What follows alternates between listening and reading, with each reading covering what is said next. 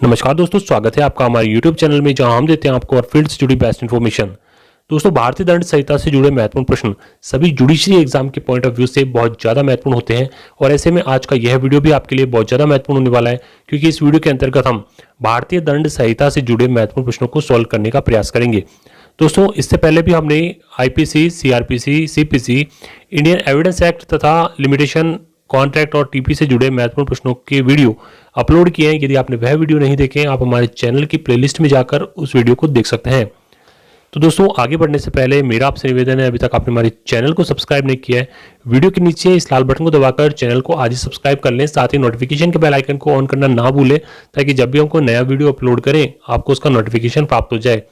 इसके अलावा दोस्तों, यदि आपने वीडियो को देखा है, वीडियो को लाइक जरूर करें, दोस्तों के साथ ज़्यादा से ज़्यादा शेयर करें, ताकि ऐसे इन्फॉर्मेटिव वीडियो की जानकारी उन्हें भी प्राप्त हो सके। तो दोस्तों, जब भी आप हमारा यह वीडियो देख रहे हैं, यथासंभव कोशिश ये करें कि अपने साथ संबंधित विषय का बैर एक्ट लेकर बैठें, ताकि आपको हमारे द्वारा दी जाने वाली समस्त इन्फॉर्मेशन आसानी से समझ में आ जाए। तो आइए दोस्तों, शुरू करते हैं आज का हमारा यह वीडियो। दोस्तों, भारतीय दंड संहिता अर्थात इंडियन पैनल कोड IPC से जुड़े प्रश्न सभी जुडिशरी एग्जाम, चाहे वे RJS, MPJS, UPJS, Delhi judicial service या फिर Gujarat judicial service, APO exam तथा किसी भी एग्जाम के लिए बहुत ज़्यादा महत्वपूर्ण होते हैं। तो ऐसे में आज का ये वीडियो आपके लिए बहुत ज़्यादा महत्वपूर्ण होगा। तो आइए दोस्तों, आज का हमारा IPC का पहला प्रश्न है कि A जो कि B नवयुवती का निराश और असफल प्रेमी है, उसने B व उसकी मां C दोनों के चेहरों पर तेजाब फेंका। A कौन से अपराध का दोषी है? इस प्रश्न में A जो है वह IPC सेक्शन 320 अर्थात स्वेच्छा गौर उपहतिकरित करने का दोषी है। गौर उपहति की जो डेफिनेशन है वो 320 में दी गई है और प्रस्तुत प्रश्न का जो सही सेक्शन होगा वह 326A से जुड़ा है। 326A प्रावधान करता है अम्ल आदि के द्वारा प्रयोग करके किसी को स्वेच्छा उपहतिकरित करना, स्वेच्छा गौर उपहतिकरित करना। तो यहां पर इसने स्वेच्छा गौर उपहति का अपराध किया है और स्वेच्छा गौर उपहति के बारे में IPC सेक्शन 320 में दिया गया। IPC सेक्शन 320 प्रावधान करता है कि उपहति केवल नीचे लिखी गई किस्में घोर उपहति कहलाएंगी, अर्थात ग्रीवियस हर्ट। तो इसके अंतर्गत जो बातें दी गई हैं, टोटल 8 बातें बताई गई हैं, जिसके अंतर्गत पहला कहा गया पुंसत्व हरण, अर्थात ऐसी उपहतिकरित करना, ऐसी ग्रीवियस हर्ट उसे पहुंचाना ताकि उसका पुंसत्व हरण हो जाए, अर्थात नपुंसक हो जाए वह, ऐसी चोट लगे।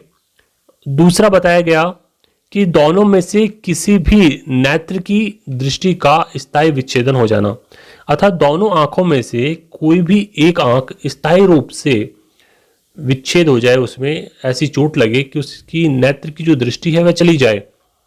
ऐसी परिस्थिति में भी गौर उपहति का अपराध होता है। या फिर दोनों में से किसी भी कान की श्रवण शक्ति का स्थायी विच्छेदन हो जाए, अर्थात दोनों कानों में से किसी भी कान का स्थायी शक्ति चली जाए, सुनने की क्षमता। चौथा जो गौर उपहति का बताया गया कि किसी भी अंग या जोड़ का विच्छेद, अर्थात फ्रैक्चर हो जाए हड्डी का। पांचवा बताया गया किसी भी अंग या जोड़ की शक्तियों का नाश हो जाना, जहां पर भी जोड़ है हमारी हड्डियों के, अगर वह जोड़ या उनकी शक्तियों का नाश हो जाए, अर्थात किसी का हाथ को पैरालिसिस हो जाए, पैर को पैरालिसिस हो जाए, या किसी भी जोड़ जहां पर है तो उस जोड़ से उसकी जोड़ की शक्ति का नाश हो जाए। छठा बताया गया किसी का सिर या चेहरे का स्थायी विप्रुदन, विद्रुपीकरण, अर्थात प्रस्तुत प्रश्न में उसके चेहरे को तेजाब द्वारा प्रदूषित कर दिया गया। तो ये छठे उसमें आएगा, छठी किस्म में आएगा ये। सातवीं किस्म बताई गई कि अस्थि या दांत का भंग, अर्थात किसी का अगर दांत, एक दांत भी अगर फ्रैक्चर हो जाए, दांत टूट जाए, ऐसी परिस्थिति में भी घोर उपहति का अपराध कारित होता है। और 8वां बताया गया कि कोई उपपत्ति जो कि जीवन को संकटकारित करती है, जिसके कारण उक्त व्यक्ति को 20 दिन तक तीव्र शारीरिक पीड़ा होती है या फिर उसे अपने मामूली कामकाज को करने के लिए वह असमर्थ हो जाता है 20 दिन तक, तो घोर उपपत्ति का अपराध होता है। तो टोटल 8 किस्में बताई गई आईपीसी सेक्शन 320 में, जिसके अंतर्गत प्रस्तुत प्रश्न में जैसा कि बताया गया कि ए जो कि बी नवयुवती का निराश प्रेमी है और उसने प्रेमिका की बेवफाई के चलते बी नामक प्रेमिका और उसकी मां सी के चेहरे पर उसने तेजाब फेंका, तो उसने घोर उपपत्ति का अपराध किया और जिसका जो दंड है वह दिया गया आईपीसी सेक्शन 326 कै में। 326 कै में बताया गया कि अम्ल आदि के प्रयोग करके यदि कोई स्वेच्छा घोर उपपत्ति कारित करता है जिसके कारण कि स्थायी या आंशिक तौर पर किसी का अंग विकार हो जाता है, जल जाता है और या निशक्त बन जाता है, तो ऐसी अवधि में 10 वर्ष तक से कम का कारावास नहीं होगा और जो कि आजीवन कारावास तक का हो सकता है और जुर्माने से दंडित अपराध किया जाएगा, ऐसा माना जाएगा। अगला प्रश्न है कि ए इसलिए बी का नाक अपने दांतों से काट लेता है क्योंकि बी ने अंतरजातीय विवाह किया है। ए ने कौन सा अपराध किया है? तो यहां पर भी स्वेच्छा घोर उपपत्ति का अपराध उसने किया है। आईपीसी सेक्शन 320 देखें तो किसी के चेहरे को विद्रुपीकरण करना अर्थात उसका चेहरे का बिगाड़ देना, और इसने इसका नाक काटा, इसलिए यहां पर स्वेच्छा घोर उपपत्ति उसने करी है आईपीसी सेक्शन 320 के अनुसार। अगला प्रश्न है कि ए ने अपनी पुरानी खानदानी दुश्मनी के कारण गांव की चौपाल पर चाकू से बी का दाहिना कान काट दिया, जबकि नाक काटने में वह असफल रहा। ए ने कौन सा अपराध किया है? तो यहां पर भी इसने घोर उपपत्ति का अपराध किया है, उसने स्वेच्छा घोर उपपत्ति करी है, जो कि आईपीसी सेक्शन 320 की बताई गई किस्मों के अंतर्गत आता है। इसका सही आंसर होगा स्वेच्छा घोर उपपत्ति का अपराध। अगला प्रश्न है कि क्या एक पुलिस अधिकारी बी को किसी अपराध की सह स्वीकृति करने के लिए 3rd डिग्री मेथड से यातना देता है। क्या ने किस प्रकार का अपराध का दोषी है?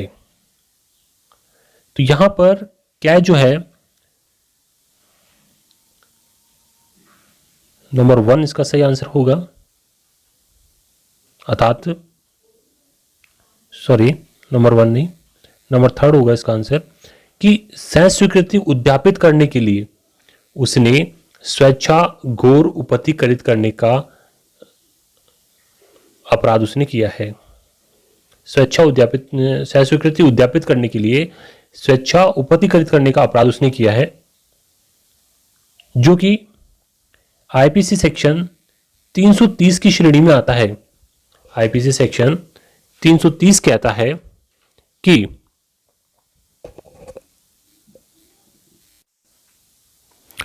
सह स्वीकृति उद्यापित करने व विवश करने के संपत्ति का प्रत्यावर्तन कराने के लिए स्वेच्छा उपपत्ति कारित करना।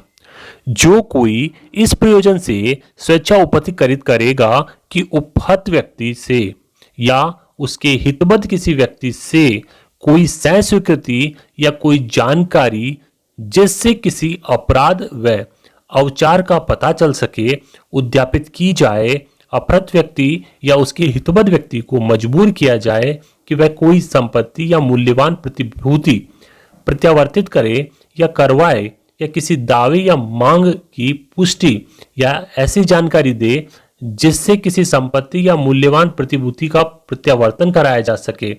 वह दोनों में से किसी भी भांति के कारावास जिसकी अवधि 7 वर्ष तक की हो सकेगी से दंडित किया जाएगा और जुर्माने से भी दंडनीय होगा। तो प्रस्तुत प्रश्न जो पूछा गया यहां पर वह पूछा गया इसके प्रथम दृष्टांत से। तो आईपीसी सेक्शन 330 का जो प्रथम दृष्टांत है वह कहता है कि क्या एक पुलिस ऑफिसर है, यह को सह स्वीकृति कराने के लिए कि उसने अपराध किया है, उत्प्रेरित करने के लिए उसे यातना देता है। तो क्या का यह कृत्य इस धारा के अधीन अपराध का दोषी होगा। तो यहां पर इसने सह स्वीकृति उद्यापित करने के लिए स्वेच्छा उपस्थित करने का अपराध उस पुलिस ऑफिसर ने किया है। अगला प्रश्न है कि क्या एक पुलिस ऑफिसर यह बताने के लिए कि अमुक चुराई हुई वस्तु कहां रखी है, उत्प्रेरित करने के लिए ख को यातना देता है, क ने कौन सा अपराध किया है। तो यहां पर संपत्ति प्रत्यावर्तित करने हेतु स्वेच्छा उपस्थित करने का अपराध उसने किया है। प्रस्तुत प्रश्न भी आईपीसी सेक्शन 330 से पूछा गया है। 330 जैसा कि अभी बताया गया, आईपीसी सेक्शन 330 कहता है कि सह स्वीकृति उद्यापित करने या फिर संपत्ति का प्रत्यावर्तन कराने के लिए किसी व्यक्ति को स्वेच्छा उपस्थित करना। प्रस्तुत प्रश्न पूछा गया आईपीसी सेक्शन 330 के सेकंड दृष्टांत से। आईपीसी सेक्शन 330 का दृष्टांत बी कहता है कि क्या एक पुलिस ऑफिसर यह बतलाने के लिए कि अमुक चुराई हुई संपत्ति कहां रखी है, उत्प्रेरित करने के लिए ख को यातना देता है, क्या इस धारा के अधीन अपराध का दोषी होगा। अगला प्रश्न है कि ए जो कि पुलिस थाने का भारसाधक अधिकारी है और चोरी के एक मामले का अन्वेषण करता भी है, बी को यह बताने के लिए कि राजकीय म्यूजियम से चुराई हुई कलाकृति कहां रखी है, उत्प्रेरित करने के लिए वह बी को बेल्ट, घूसे और डंडे से मारकर यातना देता है, ए ने कौन सा अपराध किया है। तो ए ने आईपीसी सेक्शन 330 के तहत अपराध किया है, जिसके तहत इसका सही आंसर होगा नंबर 3, अर्थात उसने संपत्ति प्रत्यावर्तित करने के लिए स्वेच्छा उपस्थित करने का अपराध उसने किया है, जिसके लिए उसे 7 वर्ष तक की सजा और जुर्माने से दंडित किया जा सकता है। अगला प्रश्न है कि क्या एक पुलिस ऑफिसर है जो न्यायालय द्वारा जारी वारंट की पालना में ख को गिरफ्तार करने उसके घर पर पहुंचता है और जहां पर ख अपनी गिरफ्तारी से बचने के लिए क पर लाठी से घोर उपति करता है। तो घोर उपतिकरित करने का करता है तो उसने कौन सा अपराध किया है। तो उसने किया है आईपीसी सेक्शन 333 के तहत लोक सेवक को उसके विधिक कर्तव्यों से भय परत करने या बाधा उत्पन्न करने के लिए स्वेच्छा घोर उपतिकरित करने का उसने अपराध किया है। प्रस्तुत प्रश्न पूछा गया आईपीसी सेक्शन 333 से। आईपीसी सेक्शन 333 कहता है कि लोक सेवक को अपने कर्तव्यों के से भय परत करने के लिए स्वेच्छा घोर उपतिकरित करना। जो कोई किसी ऐसे व्यक्ति को जो कि लोक सेवक है उस समय जबकि वह लोक सेवक होने के नाते अपने कर्तव्यों का निर्वहन कर रहा है अथवा इस आशय से कि उस व्यक्ति को किसी अन्य लोक सेवक को लोक सेवक होने के नाते अपने कर्तव्य के निर्वहन से निवारित करे या भय परत करे अथवा वैसे लोक सेवक के नाते उस व्यक्ति द्वारा अपने कर्तव्य के विधिपूर्ण निर्वहन में की गई या किए जाने के लिए प्रयतित किसी बात के परिणाम स्वरूप स्वेच्छा घोर उपतिकरित करेगा, वे दोनों में से किसी भी भांति के कारावास जिसकी अवधि 10 वर्ष तक की हो सकेगी। अर्थात आईपीसी सेक्शन 333 के तहत उसे 10 वर्ष तक का कारावास और जुर्माने से दंडनीय किया जा सकता है। तो दोस्तों ये थे कुछ महत्वपूर्ण प्रश्न जो कि आईपीसी से जुड़े थे, भारतीय दंड संहिता से जुड़े, जो कि कई बार किसी सभी जुडिशरी एग्जाम के अंतर्गत कई बार पूछे जाते हैं और दृष्टांत टाइप की ये प्रश्न है। तो आई होप आपके लिए यह वीडियो महत्वपूर्ण होगा। दोस्तों वीडियो पसंद आया हो वीडियो को लाइक करें, दोस्तों के साथ ज़्यादा से ज़्यादा शेयर करें। चैनल पर नए हैं, सब्सक्राइब नहीं किया अभी तक तो चैनल को आज ही सब्सक्राइब कर लें। मिलते हैं दोस्तों अगले वीडियो में, तब तक के लिए जय हिंद, जय भारत।